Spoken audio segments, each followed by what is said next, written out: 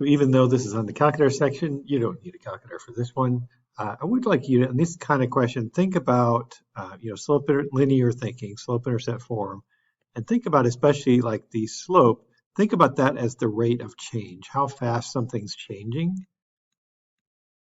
And for the y-intercept, think of that as your initial value. Oftentimes they're not just talking about x and y, but they're talking about like, a starting point kind of thing. So in fact, it even says that word. It happens to say that initially at covering at 40 feet. So you're thinking, okay, that 40 is definitely not 40t, right? That's just the starting point there.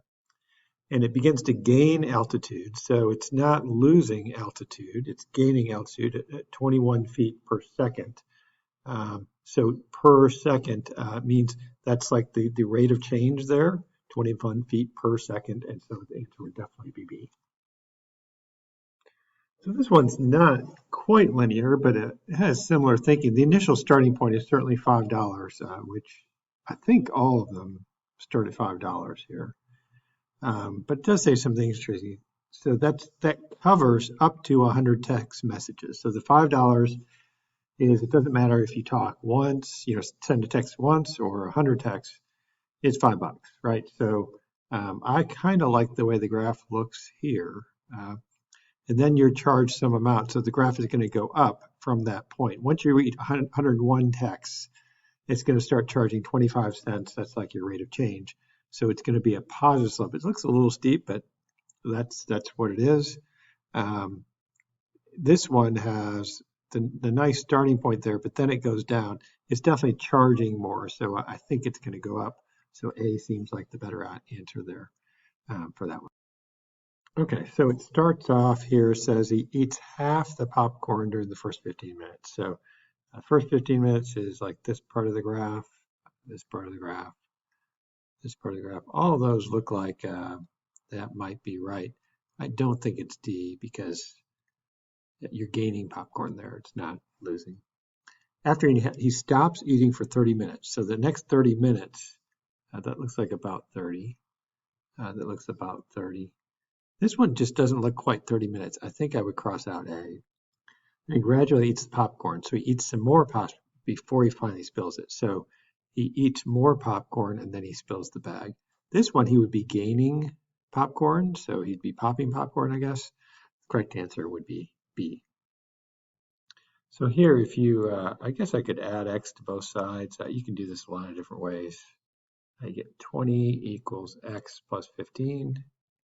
Maybe subtract 15. I do recommend showing your work when you take a test. You can actually do this pretty fast. You get X equals 5. Now, don't fall for that one because the question asked for 3X. So 3 times 5 is 15. It got that. So again, that's a big distractor there because a lot of students don't, like, just double check. Did I answer the question they were asking for? Anytime they ask for something weird, you got to be thinking, okay, like maybe I got to be careful about this one. So everywhere there is an X, you're going to be plugging in there and there, you're going to plug in -1, right? So F of -1 equals -1 plus 3 all over 2, which is, I guess that'd be 2 over 2, which is 1, and you got it.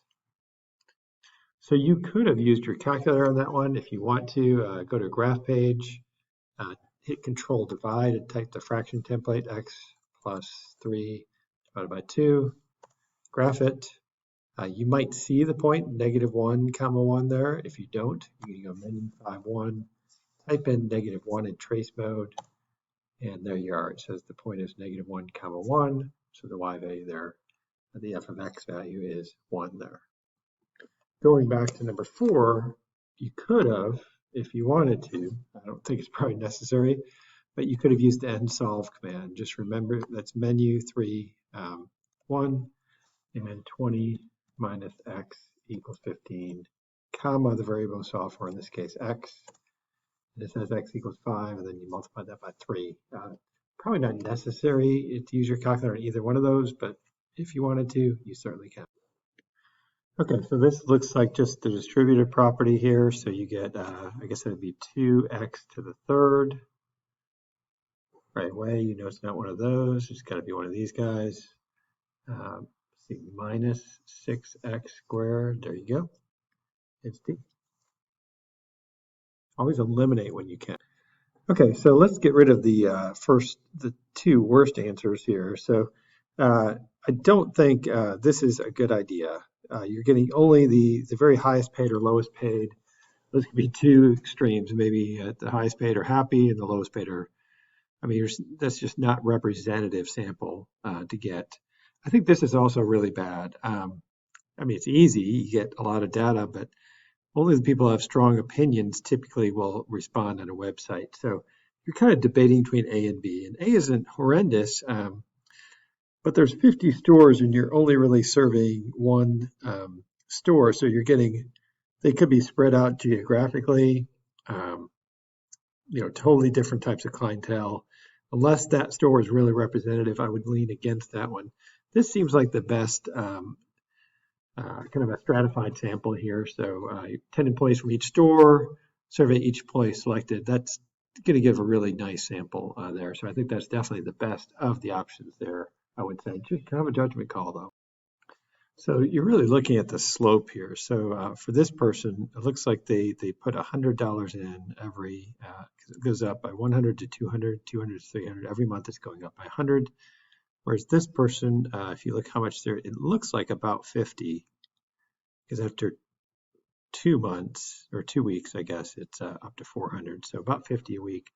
So how much more did Ian put in each week than Jeremy? $50 more a week is what I would say. By the way, if you have a CAS calculator, let's see what would have happened if you just type this into your calculator. This is one of the previous questions, x squared minus 3x. Oh, this is interesting. So what if I said expand those? 2x cubed minus 6x squared. So you actually could use the expand command, which is located, I think, under algebra. There it is, number 3. So you could use that if you wanted to. Again, probably not necessary, but it'll multiply stuff out for you. So if you want to use that, you could. Let's get back to this question, which is, basically substituting in here. So h of 5. So let's see what that is. So h of 5 would just be 2 to the 5th. And then h of 3 would be 2 to the 3rd. And I'm just subtracting those two. So 2 to the 5th, using your calculator, is equal to 32. 2 to the 3rd is 8. So 32 minus 8 is, you can use your calculator, by the way, if you're having trouble with that, 24, and you got it. So it's just a matter of simplifying there. You could use your calculator if you wanted to, and you can define function. Just so another way to do this, you could say h of x colon equals. So on the calculator, you can hit control template key. You get that colon equals 2 to the power of x. And so it's done. So you could say, well, let's just type it in. H of 5 minus h of 3 is 24. So it might actually be faster to do that. It's guaranteed to get it right. So there is that. So this is really a little bit of stats here. And so in this case, 23% is kind of your point estimator. So 23% is the published figure. But oftentimes, if you read the fine print, there's plus or minus what's called a margin of error. In this case, the margin of error is 4%. So the answer really is 23%. Plus or minus 4%. A statistician is never like, it's exactly 23%, it's exactly this. We're always like, well, about 95% confident that the true proportion is between 19. In other words, you're going to subtract 4, so 23 minus 4 is 19. You're going to add 4, so 23 plus 4 is 27. So you're really saying the real answer is between 19 and 27. Well, let's see, what's the difference? These two are both very tempting. The researcher is between 19 and 27% sure. No, I'm probably about 95% sure. That's usually how we talk. That would be kind of silly to be only that sure. but it's plausible, the percentages. That sounds like a statistician, right? We don't say anything exactly. It's a plausible that the true percentage is between 19 and 27% there. So that sounds like a statistician talking for sure. It's just a matter of adding your margin, already adding and subtracting your margin of error to that. Okay, so both lists seem to be ordered. There's 6 numbers of the list, so I think the median would be 3.5 here. If you add those up and divide by 2, median this one is 3.5. Did they ask about the median? I didn't really look. The means are different. Okay, so the mean, so if you add it up, they both add up to 21. That one adds up to 21, there's 6 terms, right? So the means are the same. So I know the means are the same. Means are the same, so these are gone. What's different is the standard deviation. So is it more spread out? So let's think about, if the mean is 3.5, let's think about the difference away from the mean some of these things are. So let's look at each term. So this is plus 0.5. This is plus, let's see, 1.5 above the mean. 3.5 is the mean. Actually, is 3.5 the mean? What's 21 divided by 6? Yeah, 3.5 is both the mean and median because the data is symmetric. That actually makes sense. Okay, so 6 is 2.5 above, so plus 2.5, minus 0.5 below, I think again minus 1.5, and minus 2.5 below. See if the numbers look a little bigger or smaller over here. So this is like add 0.5, that's the same. Oh, this is interesting, only adding 0.5. This is only adding 1. So we didn't really have any 1.5 or 2.5s there. Subtract 0.5, subtract 0.5, subtract 1 to get, starting at the mean of 3.5. These are a lot closer to the mean, the list B is. So which defining trait is true about comparing list data. The standard deviations are definitely different. I would say that the standard deviation of list A is greater than list B, so they are definitely different. So it is definitely A. So you could set up the algebra of this 40% off the original price. So 0.4 times the original price, I'm going to call that X, is $18. Let's see, 40% off. Actually, though, that's not quite right. So let's think about this. We're subtracting 40%. So if I want to just do that, I'd say 0.6 is what we have left. So 0.6x equals 18. I think that is actually the equation you need here. Okay, so let's think about this. So divide by 0.6, divide by 0.6. You could just get out your calculator at that point. You might know that one. 18 divided by 0.6 is 30. So that actually gets your number bigger here. So x equals 30, which seems to be the answer here. What was the original price of the book? You can also work backwards. This is a pretty good problem to work backwards on. So let's say you think the answer is 30. You could just in a calculator go, well, what's 40% of 30? So 30 times 0.4 is 12. So you subtract 12, you get 18. Yeah, that seems about right. And you could get it that way. So if you look at colony A here, that looks like, it does look like it's going down each week. So A is yes, true. It certainly looks true to me. If you look at colony B here, so that would be, let's see, that's this one. So it's going down, going down, going down barely. Going down, I think colony B is going down as well. And then if you look at C, oh well, yeah, that's not working at all. So that one's not working. So it looks like A and B, or 1 and 2 must be true. And you got it. So this one, week 8, you're talking about, this looks like close to 20 plus maybe 10 plus maybe 50. So add those up, you get 80. And this one looks like maybe 80 plus maybe 65 plus maybe 55. I'm not sure. It could be a little off there. 0, 96, 15, 20. So 80 out of 200. If you simplify that, that's probably 2 out of 5, I think. 2 out of 5, which is one of the answer choices. I feel pretty good about that one. Okay, so I always write out the formula. I think this is it for a right circular cone. I think it's 1/3 pi r squared times h. Yeah, because I think about ice cream cone has about 1/3 of the ice cream as a regular, like a cylinder. I wish they would serve ice cream as a cylinder, but serving cone is 1/3. Okay, so let's see, 24 pi is the volume, equals 1/3 pi. Let's see, the height is 2, we just don't know r. So you just solve that for r. I might multiply that by 3/2 on both sides. It's going to get rid of that. Okay, and divide by pi. That gets rid of that. So this would be 24 over 2, so that 12 times 3 is 36, equals r squared. So r equals 6. Wait, what's the question asked? What is the radius? Okay, I was guessing they're asking for the radius. You got to double check that that's what they're asking for. Never circle the answer before. I think you could have used the solve command. Let's see if this works. So if you did, oh, wow, that's not what I expected. Oh, guess solve for r. I used r as the variable and I typed in x.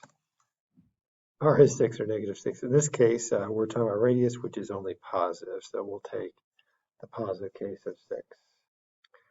Okay, so I just wrote some of the stats out here. Let's use those to figure this out. So it looks like, oops, that's not what I wanted. Okay, so I'm going to add 20% to 120,000, so 120,000 times 1.2 should add 20%. That's my way of doing it. Okay, so I get 144,000, which means this one's 144,000. So this is similar to the problem we had before. Y is some value we don't know, but if you subtracted 10%, you would get 144,000. So you could set up an equation, 0.9 times y equals 144,000. Divide by 0.9 should give you a bigger number than you started with. So get your calculator out, control divide, 144 divided by 9, or 0.9. Whoops.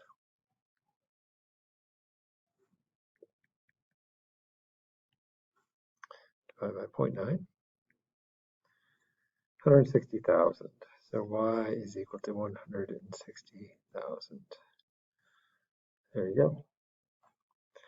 Wonder if you could have reasoned that out a little bit.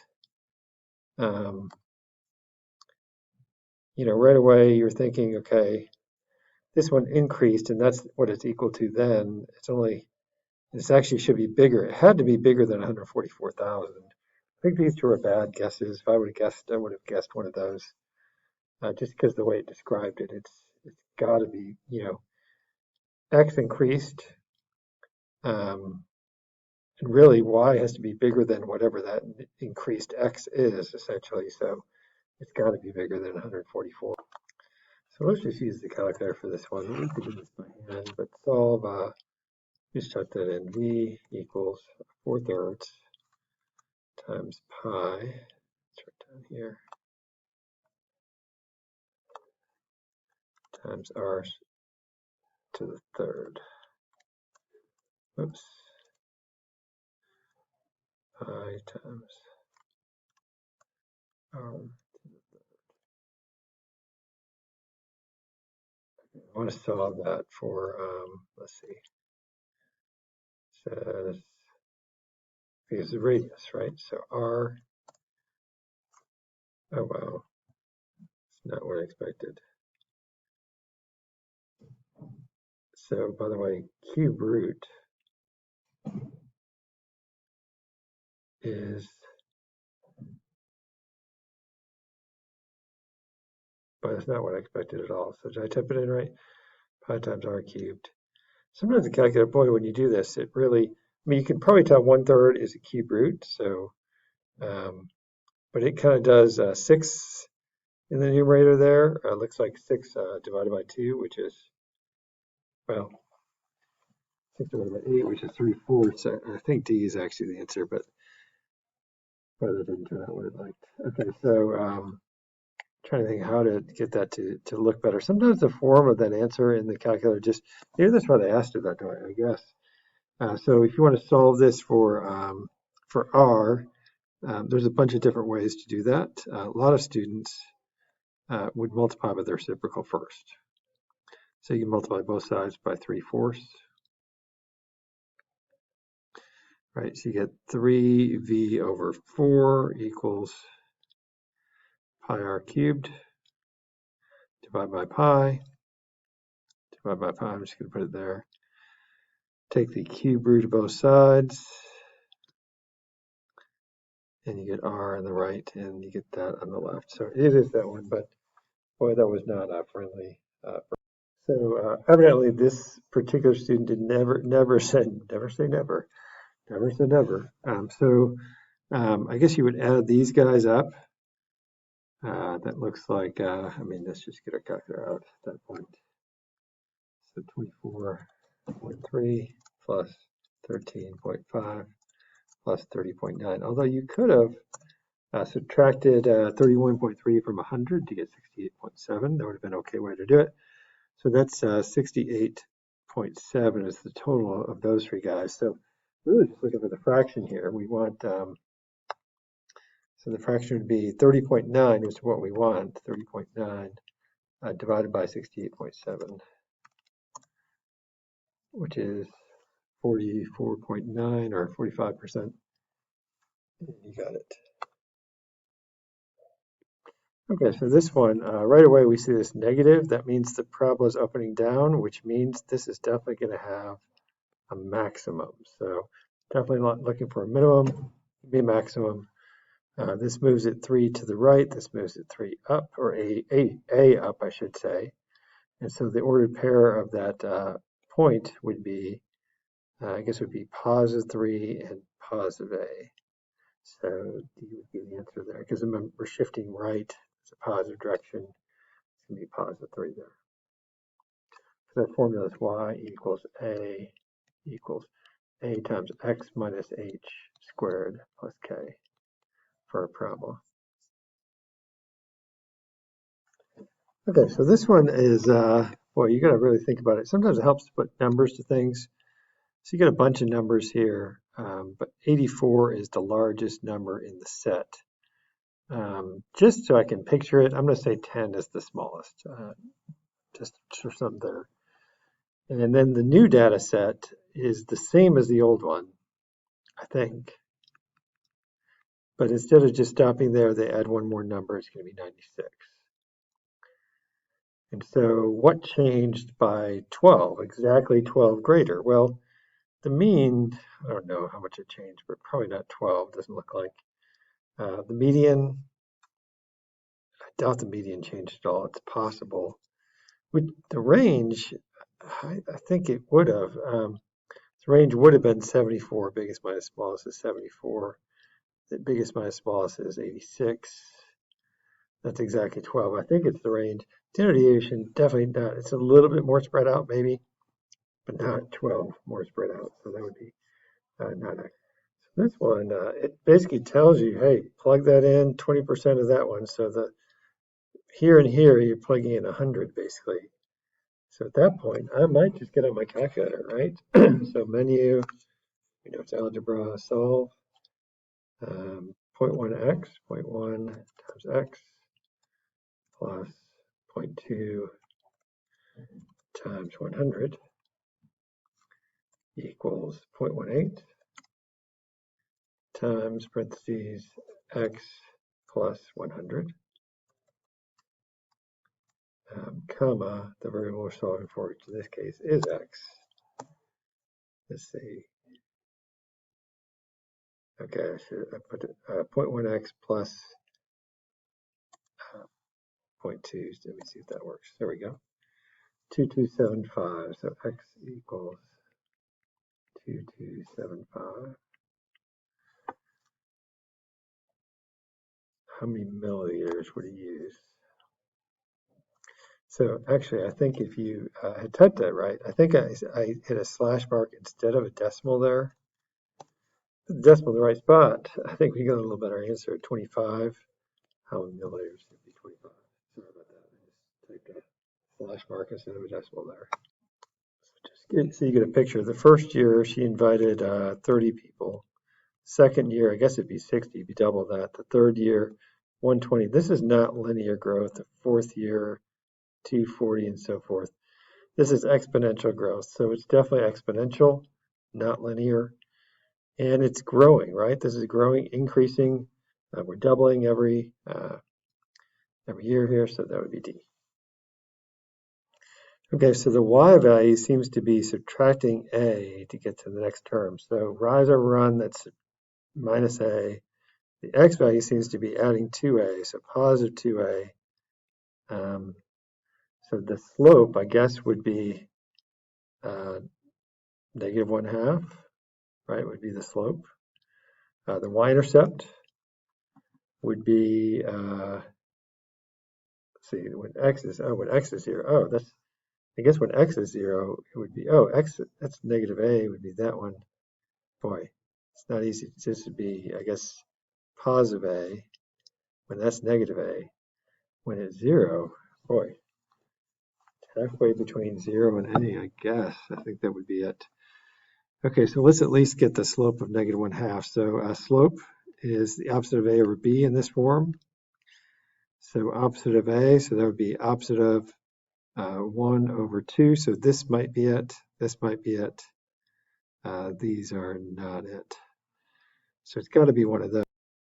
And if you solve that for y, you're going to have to divide that a by 2. That would be the y-intercept. It's got to be half of a there. I mean, that just makes sense. That when x is 0, this is half of a. And so I think a has to be the answer there. Pretty tough problem. It would have been a lot easier if you just plugged in numbers for a.